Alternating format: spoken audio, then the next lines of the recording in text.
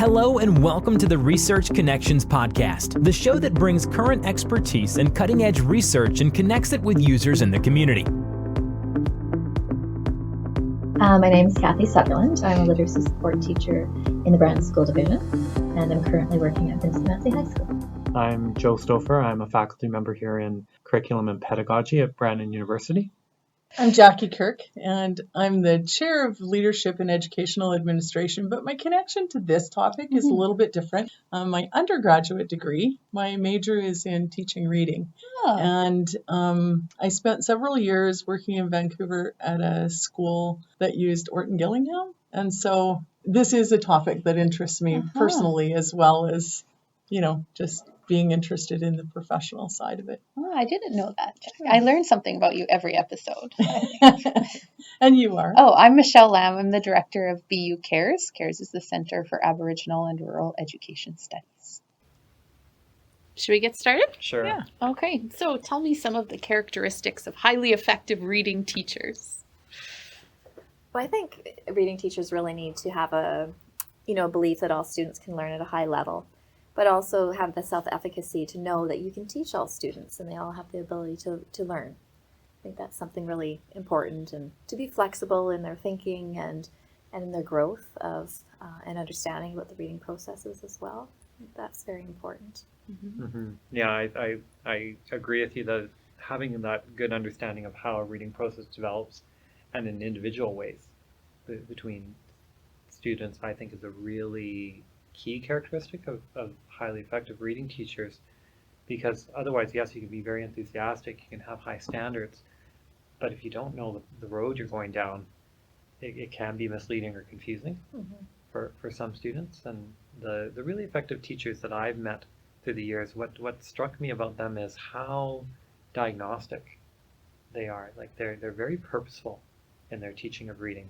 They're when you ask them, well, why did you say that, or why did you do, they always have a reason. They say, well, I saw them do this, or I heard them say this, so I think, they're thinking in this way, or I think they're confused about this, or I think they need to know more about ... And that's what's enabling them. One of my favorite teachers that I ever met, Susan Hicks in Souris, when she was a case study teacher in my doctoral study. And when I had this great opportunity to be in her classroom over several months and watch her teach really masterfully. And at one point during an interview, we were just kind of debriefing at the end of the formal interview, and she just said, "Gosh, this job is so tiring because you never stop thinking." And that really resonated with me, that just how much thought she was putting into her teaching, and that's what I think was making it so successful. She always was thinking.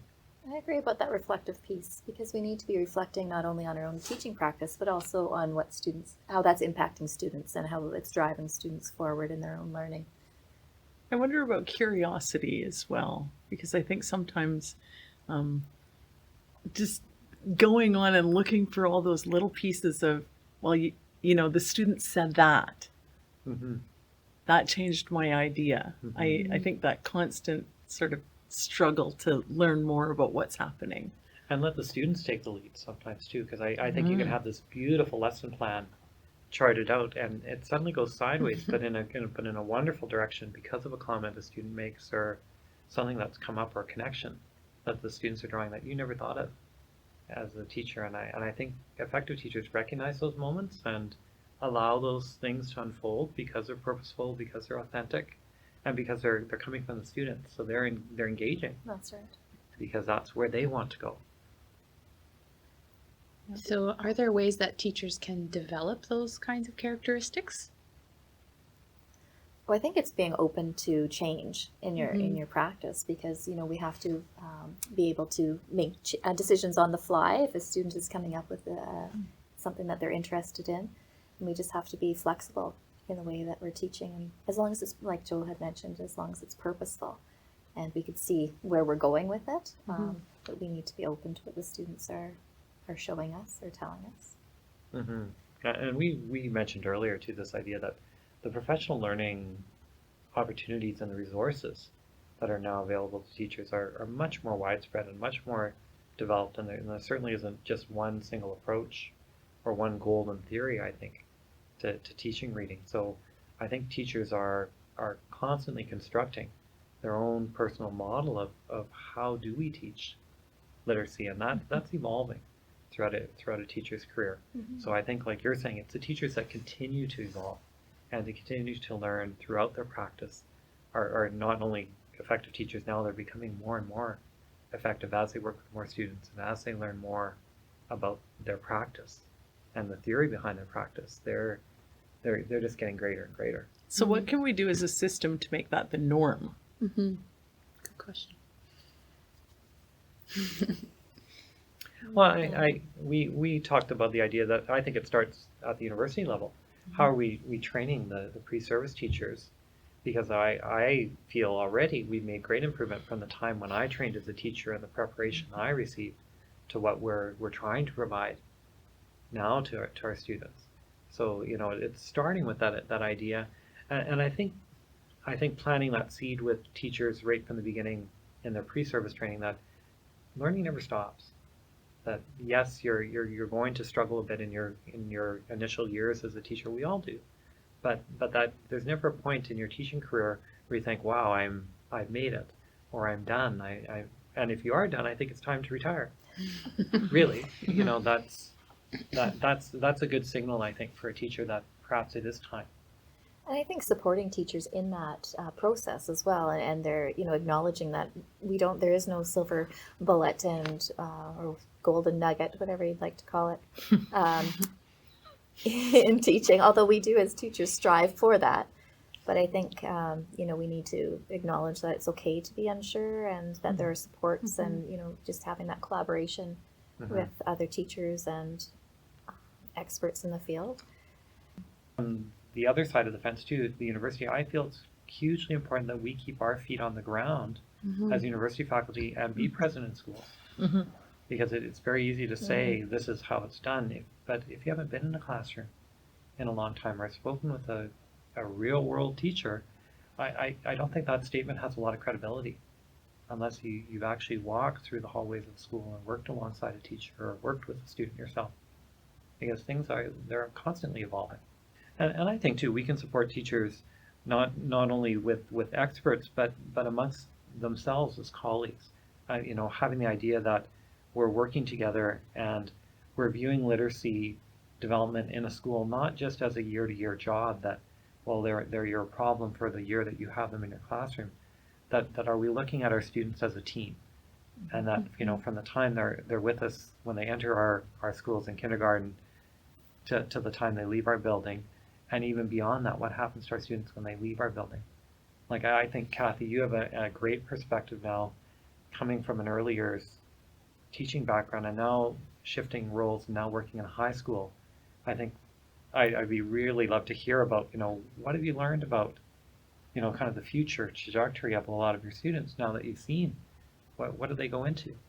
You know, or if you go back to your past life as an elementary teacher, what would you wish you had known about the high school, you know, in terms of reading and the demands on them? What would you tell your colleagues? Well, I think, you know, reading in high school and it has really changed, even in the time that I've been there, which has been about 8 years. We're much more cognizant that students learn differently, and we're not perhaps as lockstep as we had been in terms of teaching reading and writing. And so we are looking at, there's different programs, and we've looked at accessing different resources and materials for students who learn differently, and really thinking more about their interests, and rather than having certain books that we teach at certain grade levels. So I think, you know, we have adopted in many ways some of the great practices that are happening in K-8, and we're trying to get out of some of the barriers that we see in the high school level, where, you know, we're very structured in terms of time and getting credits. So it's kind of Sort a balance. of limited by curriculum. That's right. So we have to kind of think outside the box a little bit as well. So it isn't always an easy process to go through, but it is something we are recognizing and trying to make changes with. So I think there is growth that's going on. Yes, and I'm encouraged too, because not only here in Manitoba, but in schools that I've worked with across Canada, I'm hearing more and more middle schools and high school teachers starting to problematize this idea that you're not just a biology teacher, you're a reading teacher, and that we're all reading teachers regardless of your subject area or your specialty. And that's creating some challenges, I think, particularly in the high school, where a lot of teachers have traditionally viewed themselves as an expert in their subject area and not really thought about the literacy skills that their course requires and how they can support their students in developing those literacy skills. One of my colleagues, Neil Duke in Michigan State, does a lot of work with comprehension, and one of her big takeaways is the idea that being able to read and comprehend nonfiction is your ticket to success in high school. So I've thought about that, and when I work with middle and high school teachers, so I ask them, so if that's your ticket, who's teaching students then to deal with information texts? Because it's probably not the English teacher, because they're busy working on literature and other forms of reading and writing. So then it kind of falls back to the content area teachers. And then the next question is, are we equipping those teachers to do that kind of teaching? So that, I think, is opening up a whole new area right now in our thinking and in our teaching in the middle schools and in the high schools, and some professional learning that might need to unfold as we continue to move forward. It's definitely a shift in thinking from content area into more literacy-based practices. Because you're right, we do read nonfiction differently than we read fiction, and it's something that students need to be explicitly taught. Lots of times when I'm working with students in high school, we assume that they might know how to read a textbook or to look at captions and graphics, and that's something that they really are not doing. And so we need to be thinking about the metacognition piece of it and having students thinking about what they are doing and explaining that to us. Yeah, and I'm sure our numeracy colleagues would make a similar comment too, when you mentioned infographics and tables and graphs that are presented and all that.